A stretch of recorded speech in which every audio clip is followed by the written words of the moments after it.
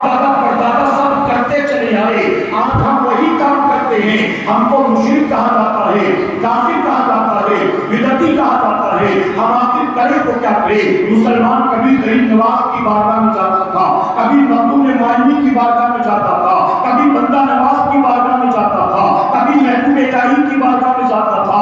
اولیاء اکرام کی چوکھٹوں سے لپٹ لپٹ کے مسلمان دن رات اللہ کی بارگاہ میں دعائیں کر رہا تھا، اے اللہ یہ لوگ صحیح راستے پر ہیں یا یہ لوگ صحیح راستے پر ہیں، ان کا طریقہ صحیح ہے یا ان کا طریقہ صحیح ہے، حق پر کون ہے باطل کون ہے ہمیں سمجھ میں نہیں آتا، جائز کیا ہے ناجائز کیا ہے، حرام کیا ہے حلال کیا ہے، اے اللہ ہمیں کچھ بھی سمجھ میں نہیں آتا۔ آخر ہم کریں تو کیا کریں؟ یہ بھی عالم کہلاتے ہیں، یہ بھی فاضل کہلاتے ہیں، یہ بھی مفتی کہلاتے ہیں، یہ بھی حکیم الامت کہلاتے ہیں، یہ بھی پیر صاحب کہلاتے ہیں، یہ بھی بڑے بڑے عالم کہلاتے ہیں۔ اے اللہ ہم کیا کریں؟ مسلمان دعائیں کر رہا تھا، اے اللہ جس سے بار اپنے محبوب کو بھیج دے، اللہ اپنی حبیب کو بھیج دے تاکہ ہمیں پتہ تو چلے کہ صراط مستقیم کیا ہے۔ اے اللہ صدیق اکبر کو بھیج دے، عمر فاروق اعظم کو بھیج دے، اے اللہ عثمان غنی اور مولا علی کو بھیج دے۔ اے اللہ کوئی تو تیرا بندہ آئے جو ہمارے ایمان عقیدے کی حفاظت کرے، ہمیں صحیح اور غلط کا فرق بتائے، ہمیں بتائے تو صحیح کون سا راستہ صحیح راستہ ہے، کون سا راستہ رسول اللہ کا راستہ ہے، کون سا راستہ صدیق اکبر کا راستہ ہے۔ جب مسلمان دن رات اولیاء کی چوکھٹ سے لپٹ کر اللہ کی بارگاہ میں رو کر دعائیں کر رہا تھا، آخرکار اللہ کی رحمت کو اپنے بندوں پر پیار آ گیا، اللہ نے اپنے بندوں کی دعا کو قبول فرمایا اور رب کی رحمتوں نے پکار کر یہ کہا، اے میرے بندوں میرا قانون تو یہ ہے، ایک مرتبہ جس نے موت کا مزہ چکھ لیا وہ دوبارہ جنم نہیں لے گا۔ میرے نزدیک پنرجنم کا کوئی وجود نہیں ہے، پنرجنم ریبرتھ ہوتا ہی نہیں ہے۔ تم مجھ سے دوبارہ میرا محبوب مانگتے ہو، تم مجھ سے دوبارہ ابو بکر صدیق مانگتے ہو، تم مجھ سے دوبارہ عمر فاروق اعظم مانگتے ہو، تم مجھ سے دوبارہ عثمان اور علی مانگتے ہو، میں تمہیں دوبارہ اپنا محبوب تو نہیں دوں گا، لیکن میں تمہارے ایمان عقیدے کی حفاظت کے لیے، تمہیں صراط مستقیم پر چلانے کے لیے اپنے محبوب کا عشق صادق بنا کر احمد رضا دے رہا ہوں۔ تم مجھ سے ابو بکر مانگتے ہو، میں تمہیں دوبارہ ابو بکر تو نہیں دوں گا، ابو بکر کی صداقتوں کا مظہر بنا کر میں تمہیں احمد رضا دے رہا ہوں۔ تم مجھ سے عمر مانگتے ہو، میں دوبارہ تمہیں عمر بن خطاب تو نہیں دوں گا، عمر فاروق اعظم کی عدالت کا پیکر بنا کر میں تمہیں احمد رضا دے رہا ہوں۔ تم مجھ سے عثمان اور علی مانگتے ہو، میں تمہیں دوبارہ عثمان اور علی کو نہیں دوں گا،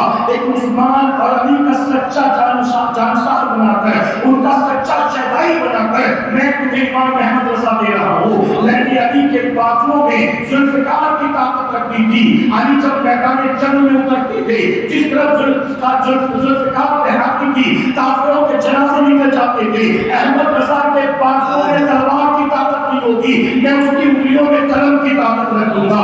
احمد رضا کی قلم جس طرف سے چلے گی کفار بے نقاب ہوتے نظر آئیں گے، ان کے جنازے نکلتے نظر آئیں گے۔ اللہ نے اپنے بندوں کی دعا کو قبول کیا اور اسی ہندوستان کی سرزمین پر صوبہ اتر پردیش میں برنی شریف نام کے شہر میں جسوری نام کے قصبے میں خانوں کے عظیم خاندان میں 10 شوال 1272 ہجری کو ایک بچہ پیدا ہوا جس کا تاریخی نام المختار رکھا گیا۔ دنیا نے جسے احمد رضا کے نام سے یاد کیا اور دنیا سنیت جسے قیامت تک عاشق رسول امام احمد رضا خان فاضل بریلوی کے نام سے یاد کرتی رہے گی۔ اور اس لیے ہم کہتے ہیں آج اعلیٰ حضرت عظیم البرکت کے مخالفین امام احمد رضا خان فاضل بریلوی سے بغض و عداوت رکھنے والے آپ کو زندگی بھر گالیاں دیتے رہے، لیکن جب تک روئے زمین پر ایک سنی باقی رہے گا اپنے امام کا شکریہ یوں ادا کرے گا، ڈال دی قلب میں عظمت مصطفیٰ، ڈال دی قلب میں عظمت مصطفیٰ، سیدی اعلیٰ حضرت پہ لاکھ السلام، سیدی اعلیٰ حضرت پہ لاکھ السلام۔ یہ امام احمد رضا خان فاضل بریلوی رضی اللہ تعالیٰ عنہ۔ ابو داؤد شریف کی حدیث مبارکہ میرے آقا صلی اللہ علیہ وسلم نے فرمایا مفہوم ہر صدی کے آخر میں اللہ اپنے ایک ایسے بندے کو بھیجے گا جو بندہ دین کو سنوارنے کا کام کرے گا، جو بندہ دین کو سنوارنے کا کام کرے گا اور لوگ اسے مجدد کے نام سے یاد کریں گے، وہ مجدد بن کر آئے گا۔ یہ ابو داؤد شریف کے حدیث مبارکہ کا مفہوم میں نے بتایا. میرے پیارے آقا کے پیروان اعلیٰ حضرت عظیم البرکت کے دور کے علماء متفق ہو کر یہ اعلان کرتے ہیں کہ امام احمد رضا خان فاضل بریلوی کو اللہ نے اس صدی کا مجدد بنا کر بھیجا. بلکہ صرف مجدد نہیں، فرماتے آپ سے پہلے جتنے مجددین آئے وہ صرف مجدد بن کر آئے، امام احمد رضا کو اللہ نے مجدد اعظم بنا کر بھیجا. اور وہ کیوں؟ مبالغہ نہیں. کیوں؟ کہتے آپ سے پہلے جتنے مجددین آئے ان سب کے سامنے ایک یا کسی کے سامنے دو یا کسی کے سامنے تین فتنہ تھا. وہ اپنے دور کے ایک دو تین فتنوں کا جواب بن کر آئے. لیکن جب امام احمد رضا خان فاضل بریلوی تشریف لائے اس وقت سینکڑوں فتنے وجود میں آ چکے تھے اور اللہ نے امام احمد رضا کو ان تمام فتنوں کا واحد جواب بنا کر بھیجا. اس لیے میں کہتا ہوں سنیوں، ہمیں ایمان کی دولت دی ہے خواجہ غریب نواز نے، ہمیں سجدوں کا شعور دیا ہے خواجہ غریب نواز نے، ہمیں قرآن پڑھنے کا سلیقہ دیا ہے خواجہ غریب نواز نے، ہمیں مدینے کا راستہ بتایا ہے خواجہ غریب نواز نے، ہمیں کربلا مولا کا پتہ بتایا ہے خواجہ غریب نواز نے. لیکن اس صدی میں چند جملوں کا اضافہ بے پناہ ضروری ہے اور وہ جملے میرے زندگی پر یاد رکھیے گا. اور وہ جملے یہ ہیں، ہمیں ایمان کی دولت دی ہے غریب نواز نے، لیکن ہمارے ایمان کو بچایا ہے بریلوی کے تاجدار نے. ہمیں سجدوں کا شعور دیا ہے خواجہ غریب نواز نے، ہمارے سجدوں کی حفاظت کی ہے بریلوی کے تاجدار نے. ہمیں قرآن لا کر دیا ہے خواجہ غریب نواز نے، لیکن قرآن کی حفاظت کی ہے بریلوی کے تاجدار نے. ہمیں مدینے کا پتہ بتایا ہے خواجہ غریب نواز نے، مدینے والے کی محبت کا چاند پلایا ہے بریلوی کے تاجدار نے. ہمیں کربلا مولا کا راستہ بتایا ہے غریب نواز نے اور کربلا والے کی غلامی کا پٹا گلے میں ڈالا ہے بریلوی کے تاجدار نے. دالی قلب میں عظمت مصطفیٰ سیدی اعلیٰ حضرت بلال السلام. مجدد جو ہوگا، توجہ ہے نا آپ کی، جو مجدد ہوگا رسول اللہ نے اس کی کیا پہچان بتایا؟ آپ نے فرمایا وہ تجدیدی کارنامہ انجام دے. وہ نیا مسلک لے کر نہیں آئے، نیا مذہب لے کر نہیں آئے. اس کی ڈیوٹی کیا ہوگی، اس کی رسپانسبلٹی کیا ہوگی، کیا کرے گا، وہ آئے گا کیوں؟ تو فرماتے دین کو سنبھالنے کا کام کرے. میں ایک مثال دیتا ہوں. شروع ہوئی تھی بات مسجد سے. میرے پیارے آقا علیہ الصلوۃ والتسلیم کے پیروانوں، کبھی کبھی میں نے دیکھا آپ جمعہ کے دن اگر مسجد کے اوپر والے حصے میں نماز پڑھنے جائیں، عام طور پر نیچے نماز ہوتی ہے پانچوں وقت، کریکٹ ہے؟ ہفتے بھر لوگ نماز پڑھنے کے لیے نیچے آتے ہیں. میں عام مسجدوں کی بات کر رہا ہوں، یہاں آپ کے یہاں اوپر ہوتی ہے، نیچے کام چل رہا ہے تو یہ بات اور ہے، لیکن جو ایگزامپل دے رہا ہوں وہ سمجھے. جہاں نماز ہوتی جس حصے میں نمازی چونکہ 5 وقت آتے جاتے رہتے تو وہ حصہ صاف ستھرا ہوتا.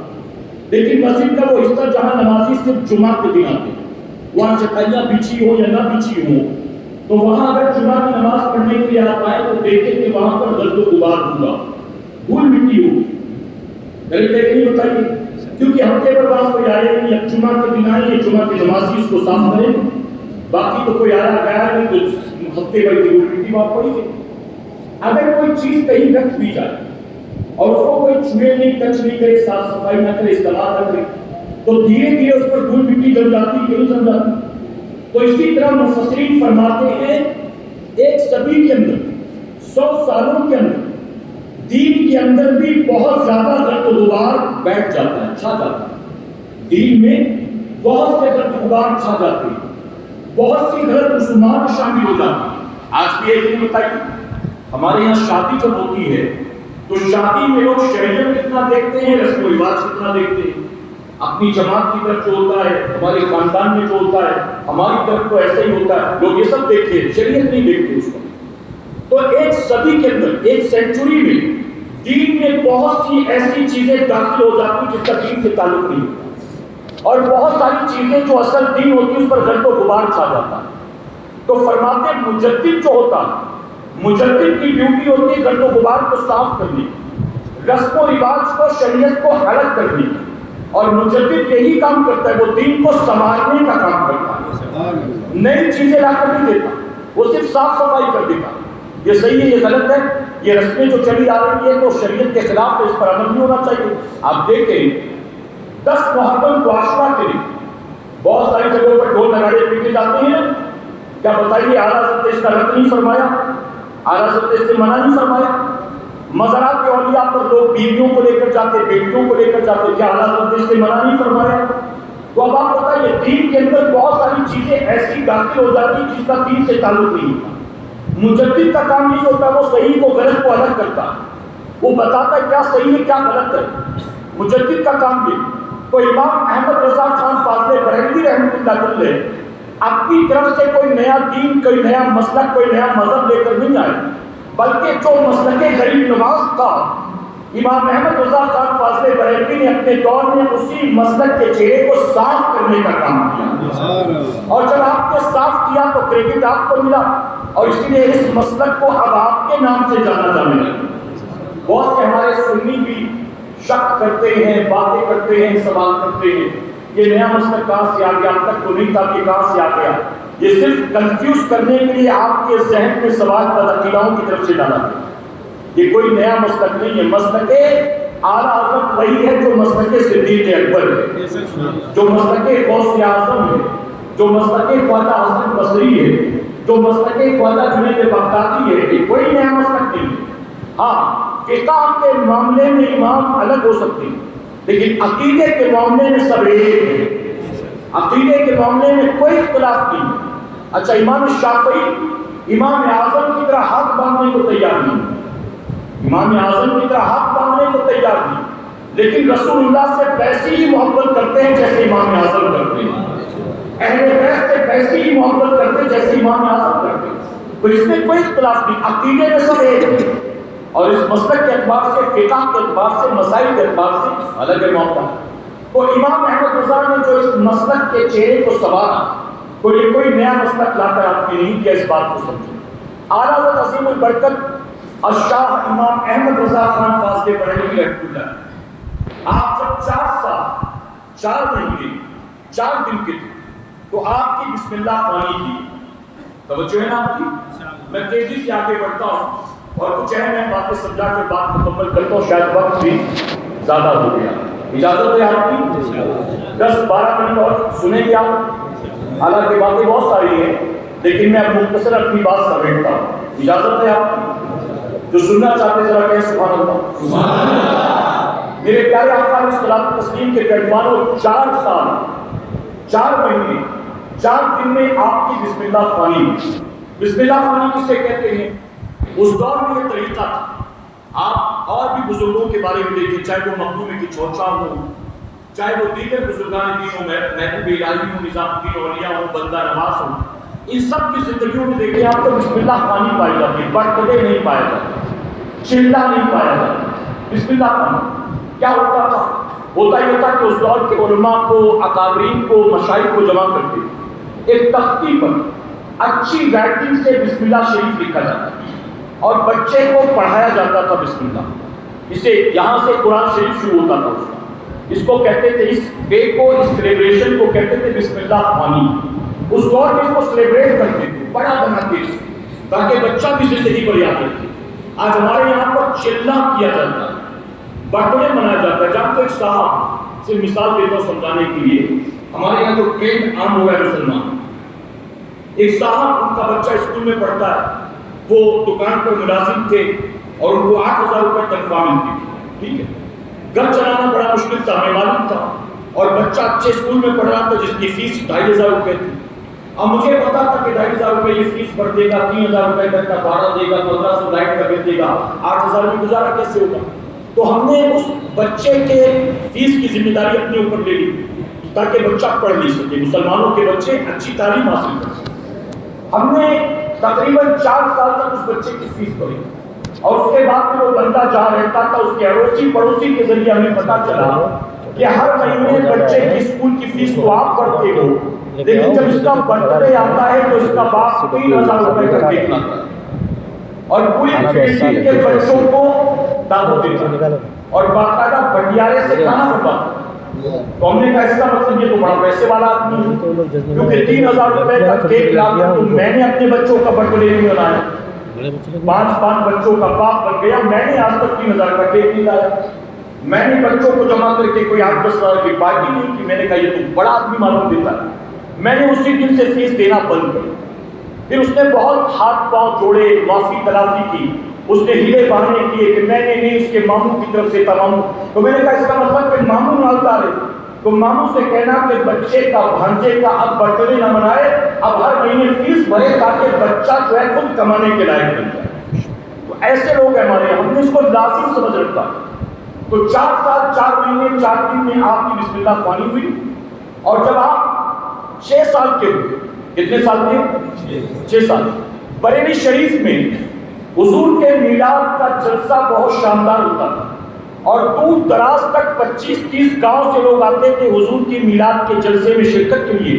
فرمایا گیا امام احمد رضا خان فاضل بریلوی رحمۃ اللہ علیہ نے 6 سال کی عمر میں حضور کی میلاد پاک کے اس سالانہ جلسے میں 2 گھنٹے سے زیادہ تقریر فرمایا. حضور کی میلاد 2 گھنٹے سے زیادہ. 6 سال کا بچہ, آپ سوچیے.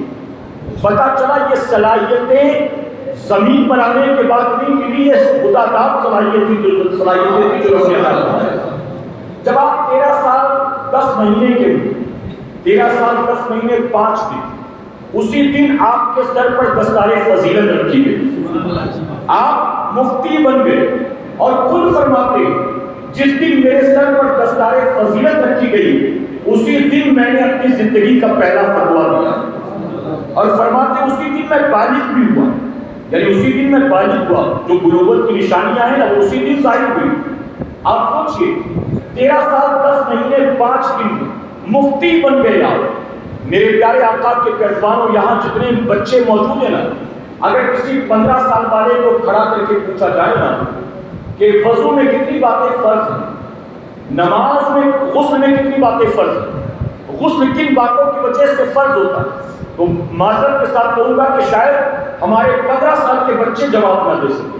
اور ہمارا امام 13 سال 10 مہینے کی عمر میں مفتی بن گئے. آپ نے پہلا فتویٰ دیا 14 سال کی عمر میں, وہی 13 سال 10 مہینے, میں 14 بتاتا ہوں مثال کے طور پر. آپ نے پہلا فتویٰ دیا 14 سال کی عمر میں, اور پھر زندگی کے آخری وقت کا فتوے دیتے رہے. آپ کے پاس دنیا بھر سے سوالات آتے تھے, آپ سب کے سوالوں کا جواب دیتے تھے. اور جب آپ کے زندگی بھر کے فتاووں کو جمع کیا گیا تو فتاوی رضویہ شریف کی 32 جلدیں تیار ہو گئی ہیں, اور وہ بھی پاکٹ سائز میں نہیں بلکہ جہازی شکل میں. جو نیا ایڈیشن آیا نا 32 جلدوں پر, یہ آپ کی زندگی بھر کے فتاووں کو جمع کیا گیا, جس میں ہزاروں سوالوں کے جواب کے ساتھ ساتھ تقریباً 200 رسالے بھی آپ کے جمع کر دیے گئے, 200 رسائل بھی آپ کے جمع کر دیے گئے. اور اگر یوٹیوب پر آپ سرچ کریں تو آپ کو کئی بڑے عقیدہ مفتی اور مولوی ایسے مل جائیں گے جو کہیں گے کہ امام احمد رضا خان فاضل بریلوی نے فتاوی رضویہ کی شکل میں وہ کارنامہ انجام دیا ہے کہ ہماری لائبریری میں ان کا فتاوی رضویہ آج بھی رکھا ہوا ہے. اور ہمارے پاس جب کوئی سوال آتا ہے اور اس سوال کا جواب ہمیں کسی کتاب میں نہیں ملتا تو ہم فتاوی رضویہ سے فیض حاصل کرتے ہیں. جہاں پہ عرب کے بہت بڑے, اس دور کے عرب کے بہت بڑے عالم نے جب اعلیٰ حضرت عظیم البرکت سے ملاقات کی, شیخ نے ملاقات کی, تو ملاقات کرنے کے بعد جب آپ کی فقہ پر لکھی کتابوں کو دیکھا تو دیکھ کر بے ساختہ پکارتے اگر امام اعظم ابو حنیفہ اس دور میں موجود ہوتے تو احمد رضا کو اپنا شاگرد بنا لیا. بلکہ بعض لوگوں نے, میں نے کتاب میں پڑھا نہیں ہے, سنا ہے, بیان کیے دیتا ہوں, کوئی حوالہ مانگے گا تو حوالہ نہیں ہے, صرف سنی بھی بات ہے. ڈاکٹر اقبال نے اعلیٰ حضرت عظیم البرکت کی کتابوں کا مطالعہ کیا, اور مطالعہ کرنے کے بعد ڈاکٹر اقبال نے یہ خود کہا کہ امام احمد رضا کی شکل میں اللہ نے ہند والوں کو ایک بار پھر سے ابو حنیفہ عطا فرما دیا. یہ امام احمد رضا. آپ جانتے جب اعلیٰ حضرت کتاب لکھنے کے لیے بیٹھتے تھے, میں کنکلوژن کی طرف چلتا ہوں. حالانکہ مجھے 2 عنوانات دیے گئے تھے, ابھی دونوں عنوانات پر صحیح طور پر گفتگو نہیں ہوئی. عشق رسول کے بارے میں تو میں نے کچھ بتایا ہی نہیں ابھی تک, لیکن میں کنکلوژن کی طرف چلتا ہوں چونکہ وقت بھی ہو گیا. اجازت ہے آپ کی؟ اعلیٰ عظیم البرکت جب سوالوں کا جواب لکھنے کے لیے بیٹھتے تھے تو فرمایا گیا کہ جو آپ نے وقت مقرر کر رکھا تھا, ایسا نہیں کہ کبھی بھی, آپ نے ٹائم فکس رکھا تھا، اس ٹائم پر میں سوالوں کے جواب دوں گا، فتاووں کے جواب۔ اس وقت آپ کے شاگرد بیٹھتے تھے سوالات کی پرچیاں لے کر، اور اعلیٰ حضرت سامنے بیٹھتے تھے جواب لکھانے کے لیے، اور آپ کی سیرت کی کتابوں میں سوانے میں یہ بات آتی ہے کہ پہلا شاگرد سوال پڑھتا، اعلیٰ حضرت اس کا جواب دیتے، جب تک جواب لکھا رہے ہوتے تب تک دوسرا والا شاگرد دوسرا سوال پوچھ رہا ہوتا۔ توجہ ہے آپ کی؟ سمجھے نہیں شاید آپ؟ اچھا، اگر میں بیان کر رہا ہوں اور دائیں طرف سے مولانا اقبال صاحب اٹھ کر آئے اور میرے کان میں کچھ کہنے لگے، میں ان کی طرف دیکھنے لگا، ابھی میں ان کی بات سنی رہا تھا کہ یہاں سے مولانا آفاق صاحب سب کھڑے ہو گئے اور وہ بھی کچھ کہنا چاہ رہے تھے، میں کہوں گا حضرت 2 منٹ رکیے تو صحیح، ذرا ان کی بات تو سن لوں گا۔ ابھی ان کی بات مکمل نہیں ہوئی کہ آپ بھی چلے آگے، آخر میں ملٹی ٹاسکنگ تو نہیں ہوں نا، ان کی بھی سنوں ان کی بھی سنوں، دونوں کے ذہن میں بیٹھ جائے، دونوں کو جواب پاسبل ہے؟ عام انسان کے لیے پاسبل ہے؟ لیکن امام احمد رضا خان فاضل بریلوی کو اللہ نے وہ خوبی عطا کی تھی، پہلے شاگرد کے سوال کا جواب لکھاتے جاتے تھے جب تک دوسرا سوال کرتا جاتا، اور کمال یہ تھا اس بندے میں کہ تمام جو سوالات ہوتے تھے ایک ہی عنوان پر نہیں ہوتے تھے، کہیں طلاق کا مسئلہ ہوتا تھا، کہیں وراثت کا مسئلہ ہوتا تھا، کہیں میت کا مسئلہ ہوتا تھا، کہیں نماز کا مسئلہ ہوتا تھا، سوالات الگ الگ عنوانات پر ہوتے تھے، اور میرا امام سب کو بہتر جواب دکھایا کرتا، اور صرف اسی پر بات ختم نہیں، شاگرد کہتے ہیں کہ اعلیٰ حضرت کے جواب کا طریقہ یہ تھا کہ ہر سوال کے جواب میں پہلے قرآن آیات لکھواتے تھے، قرآن کی آیات 2 3 4 کوٹ کرواتے، اس کے بعد حضور کے فرمان لکھاتے تھے کہ اس کے تعلق سے حضور کا یہ فرمان ہے یہ لکھو، پھر اکابرین کے فتاوے، یعنی پہلے کے بزرگوں نے اس کے بارے میں کچھ لکھا ہے نا تو وہ، اور ساتھ ہی حدیث کا نام، باب، جس عالم کا فتویٰ لکھاتے تھے کوٹ کرتے تھے آپ، اس کتاب کا نام، اس عالم کا نام، اور سب لکھانے کے بعد پھر اپنی رائے پیش کرتے تھے، اور پھر آپ کے شاگرد کہتے تھے کہ ہر سوال کا جواب لکھنے کے بعد جب محفل برخاست ہوتی ہم سے کہتے کہ جاؤ جا کر کتاب میں ایک مرتبہ چیک بھی کر لو، یعنی یہ نہیں کہ میں نے لکھا دیا تو بات ختم ہو گئی، جا کر اس کو ایک اچھی طرح سے تم چیک کر لو۔ کہتے ہم جب جاتے کہ چیک کرنے کے لیے تو اللہ نے وہ شان عطا کیا تھا کہ ہم سے کہتے تھے کہ تم جب لائبریری میں جاؤ گے جو تھرڈ ریک ہے، اس تھرڈ ریک پر جو 5ویں رو ہے، اس 5ویں رو میں جو 8ویں کتاب ہے وہی فتاوی شامی ہے، اس فتاوی شامی کو اٹھانا، اس کے اس باب میں اس پیج پر جو تیسرا مسئلہ وہی تیسرا مسئلہ ہے اس کو دیکھ لینا۔ اب وہ شاگرد کہتے کہ ہم جانتے کتاب وہی ہوتی، باب وہی ہوتا، صفحہ نمبر وہی ہوتا، مسئلہ نمبر وہی ہوتا، اور صرف اسی پر بات تمام نہیں، کہتے ہم اس فتوے کو سامنے رکھتے، اعلیٰ حضرت کے لکھائے ہوئے فتوے کو ہم دیکھتے تو جو آپ نے حوالے کے طور پر اس فتوے کو کوٹ کیا ہوتا، کہتے لفظ پر لفظ ویسا ہی لکھا ہوتا جیسے اصل کتاب میں موجود ہوتا، یعنی جو کتاب کا کوٹ کرتے تھے اس میں اپنی طرف سے کوئی چینجز نہیں، جیسے ہم کہتے ہیں نا کہ مفہوم بیان کرتا، حدیثیں ہم کہتے ہیں حضور نے فرمایا، یہ مفہوم ہے، حضور نے اردو میں تھوڑی نہ فرمایا، حضور نے اردو میں کہا تھا کوئی بات، ہم کہتے ہیں حضور نے فرمایا، میں جو کہہ رہا ہوں بابا یہ مفہوم ہے حضور کے فرمان کا، حضور نے تو عربی میں کہا تھا، عربی میں۔ میرے پیارے آقا علیہ الصلوۃ والتسلیم کے پیروانوں کو کہتے کہ ایگزیکٹ جو لکھا ہوتا وہی کتاب میں اعلیٰ حضرت میں پاتے، شاگرد کرتے کہتے ہم کو حیران رہ جاتے تھے، اعلیٰ حضرت بیٹھے تھے باہر محفل میں، کتاب رکھی تھی لائبریری میں، لیکن جب ہمیں فتاوے ان کتابوں سے لکھا رہے تھے ایسا لگ رہا تھا کہ آپ اپنے حافظے کی بنیاد میں کتاب میں پڑھ پڑھ کر ہمیں لکھوا رہے، ایک لفظ بھی یہاں سے معلوم ہوتا تھا۔ میرے پیارے آقا کے پیروان یہ ہیں امام احمد رضا خان فاضلی بریلوی، کہ سبحان اللہ۔ اس لیے میں کہتا ہوں امام احمد رضا کو اگر سمجھنا ہے نا، امام احمد رضا کو، اچھا میں نے کوئی کرامت بیان کی، لیکن جو کچھ بتایا وہ سب کرامت سے کم ہے، وہ کرامت سے کم ہے۔ آج اگر میں کہیں تقریر کے لیے جاؤں نا اور 12ویں شریف کے موقع پر مجھ سے کوئی کہہ دے نا حضرت آپ کو 2 گھنٹے حضور کی میلاد پر بیان کرنا ہے، تو میں بھی سوچنے پر مجبور ہو جاؤں گا کہ یار 2 گھنٹے کیا بولوں گا میں۔ جو روزانہ تقریر کرنے والا ہو، جو کئی سالوں سے تقریر کرتے کرتے اس فیلڈ میں منچ گیا ہو، اس کو بھی کہتے ہیں کہ 2 گھنٹہ حضور کی میلاد منانا ہے اور بیان کرنا، تو 2 گھنٹہ کیا بولوں گا اسے سوچنا پڑے گا۔ اور امام احمد رضا نے 6 سال کی عمر میں 2 گھنٹے سے زیادہ حضور کی میلاد پر تقریر فرمائی، کیا یہ کرامت نہیں ہے؟ اسی لیے کہتا ہوں امام احمد رضا کو سمجھنا ہے نا تو ہم سنی کیا کہتے ہیں اس کو سن کر مت سمجھیں، کیونکہ ہم تو محبت کرتے ہیں نا، ہم تو محبت کی بات کریں گے، عظمت کی، فضیلت کی، شان کی، خوبی کی، مقام کی بات کریں، ہماری بات مت سن، ہم محبت والے محبت کی بات کریں، اپنے مولویوں کی بات بھی مت سنو کیونکہ وہ عداوت والے ہیں، بکواس کریں، نہ ہماری سنو نہ اپنے مولویوں کی سنو۔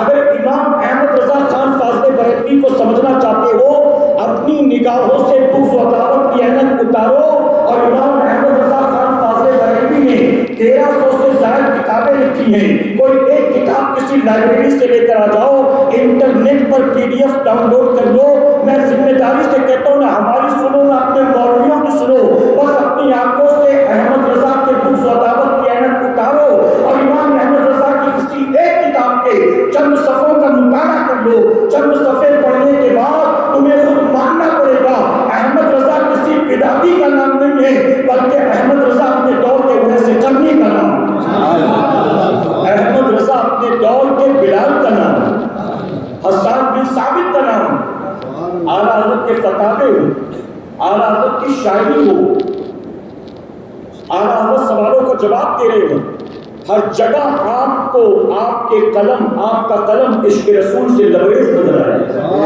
ہر جگہ آپ کو حضور کی شان، حضور کی خوبی، حضور کی تعریف، حضور کی محبت عشق رسول سے لبریز ہوگا۔ اعلیٰ حضرت کا ہر فتویٰ، ہر شاعری میرے پیارے آقا کے پیٹوان امام احمد رضا خان فاضل بریلوی رحمۃ اللہ علیہ۔ اب بس 5 منٹ آخری بات، اجازت آپ کی؟ میں نے کہا 10 سے 12 منٹ میں ختم کروں گا، ہوا تو نہیں ہے ٹائم کہ ہو گئے 12 منٹ؟ بولیے بس یہ آخری 5 منٹ۔ اعلیٰ حضرت عظیم البرکت پر دنیا بھر میں ریسرچ ہو رہا اور لوگ PhD کر رہے ہیں، صرف ہندوستان پاکستان نہیں، امریکہ میں بھی آپ پر ریسرچ ہو رہا، لندن میں بھی آپ پر ریسرچ ہو رہا۔ آپ جانتے ہیں بعض لکھنے والوں نے یہاں تک لکھا اللہ نے ایک انسان کو جو خوبیاں عطا کی ہیں، ان خوبیوں میں سے ایک انسان اگر 2 یا 3 تک پہنچ جائے، جتنی خوبیاں اللہ نے دی ان تمام خوبیوں میں اگر انسان 2 یا 3 تک پہنچ جائے تو آئنسٹائن بنتا، 2 یا 3 تک پہنچ جائے تو نیوٹن بنتا، 2 یا 3 تک پہنچ جائے تو بل گیٹس بنتا، جانتے ایلون ماسک بنتا۔ یعنی وہ اپنی ان خوبیوں کو استعمال کرے، 2-3% تک پہنچ جائے تو اتنا بڑا آدمی بن جاتا ہے، اتنا بڑا سائنسدان بن جاتا ہے۔ آپ ذرا سوچیں امام احمد رضا خان فاضل بریلوی کون ہے؟ تو لکھنے والے کہتے ہیں کہ امام احمد رضا کی ذات وہ نظر آتی ہے جس نے اللہ کی دی تمام خوبیوں کو استعمال کر لیا اور تمام خوبیوں کا جامع بن گیا، اس لیے وہ امام احمد رضا بن گیا۔ اگر سمندر کے کنارے، سمندر کے بیچوں بیچ تیرتی کشتی کو دیکھو گے تو چھوٹی نظر آئے گی کہ بڑی نظر آئے گی؟ جی، زمین پر کھڑے ہو کر آپ 10,000 12,000 15,000 فٹ اونچائی پر اڑنے والے ایروپلین کو دیکھو گے، چھوٹا نظر آئے گا بڑا؟ اگر آپ دیکھنا چاہتے ہو کہ اس کی لمبائی کتنی ہے، چوڑائی کتنی ہے، قد کیسا ہے، تو قریب سے دیکھنا پڑے گا۔ آپ اپنے مولویوں سے سن کر امام احمد رضا کو سمجھنے چلے تو اس لیے سمجھ نہیں سکے، آپ نے سمجھا بدعتی ہوں گے، قبر پجوا ہوں گے، قبر پجوا لوگوں کے امام ہوں گے۔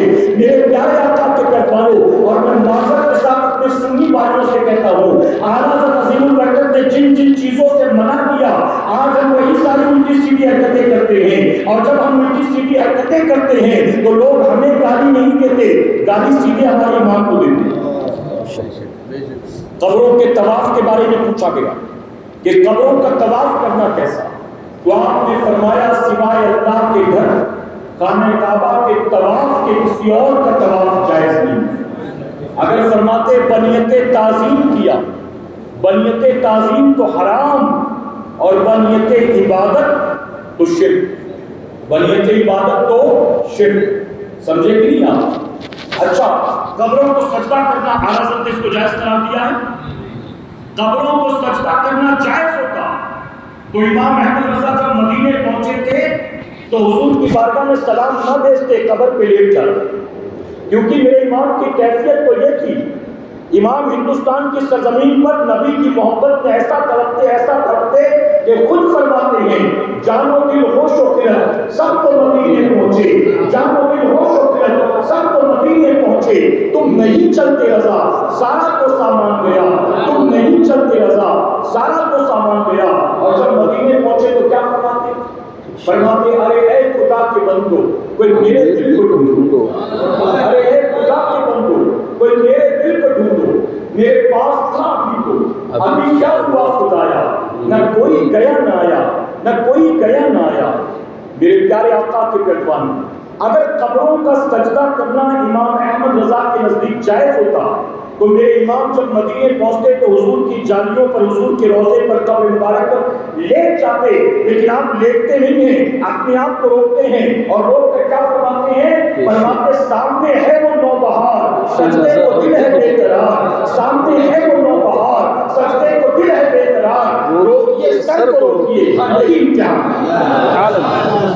بلکہ ایک مقام پر فرماتے ہیں سر پر پہرے ہیں، سر پر فتوے ہیں، یہ سر جھکے تو صرف اللہ کے سامنے، دل پر پہرے بھی نہیں، دل کے فتوے بھی نہیں۔ آپ فرماتے سر جھکاؤ اللہ کی بارگاہ میں، دل جھکاؤ رسول اللہ کی بارگاہ میں۔ یہ ہمارے امام کا طریقہ ہے، تو اس لیے کہتے امام احمد رضا کو دور سے نہیں سمجھنا چاہتے تو قریب آ کر سمجھو، قریب آ کر سمجھو۔ میرے پیارے آقا کے پیروانوں، اب جو آخری بات سمجھانے چلا تھا، جو ریسرچ آپ پر ہو رہی نئی تحقیق جو ہوئی، اس نئی تحقیق کے مطابق، اور بہت توجہ سے سننا اور اسے لے کر جانا، میں دیکھ رہا ہوں شاید مدرسے کے بچے بھی بیٹھے ہیں، اسے گانٹ باندھنے کے بعد ان کی زندگی پر کام آئے گی انشاءاللہ۔ میرے پیارے آقا کے پیروانوں، نئی ریسرچ جو آئی اعلیٰ حضرت پر، اس ریسرچ کے مطابق لکھنے والے، ریسرچ کرنے والے کہتے ہیں امام احمد رضا خان فاضل بریلوی وہ ہیں جن کو اللہ نے 110 سے زائد علوم پر مہارت عطا فرمایا۔ کتنے علوم پر؟ کسی نے پوچھا کہ اتنا کہاں پڑھا آپ نے؟ تو فرماتے 21 علوم ایسے ہیں جو میں نے اپنے والد مولانا نبی علی خان رحمۃ اللہ علیہ سے پڑھا۔ 21 علوم مجھے میرے والد نے پڑھا، تو باقی میرے والد نے کہہ دیا تھا بیٹا جو میں پڑھائے دیتا ہوں اس کو پڑھ لے، باقی اللہ حبیب کے صدقے خود ہی سب کچھ عطا کر دے گا۔ تو 21 پڑھا ہے کتابوں سے، باقی سب رسول اللہ کا صدقہ، سب رسول اللہ۔ آپ بتائیے مجدد الجبرا بھی جانتا، سیوکس بھی، ہسٹری بھی، بایولوجی بھی، کیمسٹری بھی، فزکس بھی، جبکہ مجدد کا یہ کام نہیں۔ اچھا مجدد کے لیے شاعر ہونا ضروری ہے؟ مجدد کے لیے مفتی ہونا ضروری ہے؟ فتوے دینا ضروری ہے؟ مجدد کے لیے خطیب ہونا ضروری ہے؟ مقرر ہونا چاہیے؟ مجدد کے لیے کسی امام کا، مسجد کا امام ہونا ضروری ہے؟ نہیں۔ میرے پیارے آقا کے پیروانوں، امام احمد رضا خان فاضل بریلوی کو اللہ نے مجدد کو جن علوم پر مہارت ہونی چاہیے ان سے زائد علوم پر اللہ نے مہارت عطا فرمایا۔ 110 سے زائد علوم پر آپ نے 50 سے زیادہ الگ الگ سبجیکٹس پر تقریباً 1300 کتابیں لکھی ہیں۔ 50 سبجیکٹس پر 1300 کتابیں امام احمد رضا نے۔ میرے پیارے آقا علیہ الصلوۃ والتسلیم کے پیروان، آپ جو اصل بات سمجھانا چاہتا ہوں، میں نے کہا نا جاتے جاتے اعلیٰ حضرت کو اللہ نے 110 سے زائد علوم پر مہارت دی، لیکن جب بھی اعلیٰ حضرت عظیم البرکت کے تعلق سے گفتگو ہوتی، تقریر، بیان، جہاں کہیں بھی ہوتا تو صرف 2 باتیں کی جاتی، یا تو اعلیٰ حضرت کی شعر و شاعری، اعلیٰ حضرت نے یہ نعت لکھی، یہ نعت لکھی، آپ کی ہر نعت یا تو قرآن کی آیات کا مفہوم ہے یا حضور کی حدیث کا مفہوم، یہ تعریفیں کی جاتی، حضور آپ کی نعتیں پڑھی جاتی، یا تو اعلیٰ حضرت نے نعتیں لکھی یا تو آپ نے رد وہابیہ کیا، آپ نے کہا یہ کافر، یہ کافر، یہ کافر۔ اب جب ہمیشہ ہر محفل میں سال بھر یہی 2 باتیں بتائی جاتی ہیں تو ہماری قوم کو کیسے پتا چلے گا کہ اللہ نے انہیں کتنے علوم پر مہارت عطا کیا؟ اس لیے میں بہت معذرت کے ساتھ کہتا ہوں، جب ہم سنیوں کی محفل میں اعلیٰ حضرت عظیم البرکت کے بارے میں ان 2 سبجیکٹس کے علاوہ تیسرے سبجیکٹ سے بات ہی نہیں ہوتی ہے تو بتائیے غیروں سے کیا توقع کریں؟ جب ہم بریلوی ہو کر اپنے امام کو نہیں جانتے ہیں تو غیر آخر میرے امام کو کیسے جانتا ہوں؟ کیسے جانے؟ اور میں کبھی کبھی کہہ دیتا ہوں تنگ آ کر کہ تم صرف 2 سبجیکٹ کی بات کرتے ہمیشہ، ان کی شادی میں جاؤ گے تو کافر، بیمار ہو گئے تو عیادت کو گئے تو کافر، میت میں گئے تو کافر، ہمیشہ تم یہی کہو گے، یہی کہو گے، یہی کہو گے۔ تو جانتے ہو کہ میں کہتا ہوں 110 سے زائد علوم پر جسے اللہ نے مہارت دی، تم دو کے علاوہ تیسرے کی بات نہیں کرتے ہو۔ 108 جو رہ گیا وہ ہمیں کون آ کر بتائے گا؟ کیا یہ جو محراب و منبر کے ذمہ دار ہیں ان کی ذمہ داری نہیں بنتی؟ جو بڑے بڑے ہماری جماعت کے خطیب اور مقررین ہیں کیا ان کی رسپانسبلٹی نہیں بنتی؟ جب ہم بریلوی اور اپنے امام کو نہیں جانتے تو غیر کیا جانے کا بلا بتائیں؟ اس لیے امام احمد رضا خان فاضل بریلوی کو پڑھنے کی کوشش کریں، سمجھنے کی کوشش کریں، صرف تقریروں سے نہ سمجھیں، صرف یوٹیوب سے نہ سمجھیں، کتابوں کا مطالعہ کریں، ان کے لکھے فتاووں کا مطالعہ کریں، ان کے لکھے مسائل کا مطالعہ کریں، ان کے لکھی کتابوں کا مطالعہ کریں۔ اللہ اپنے حبیب پاک کے صدقے ہمیں آپ کو سب کو کہنے سننے سے زیادہ عمل کرنے کی توفیق عطا فرمائے۔ درمیان گفتگو مجھ سے جانے انجانے میں کوئی غلطی خامی رہ گئی، آپ سب کو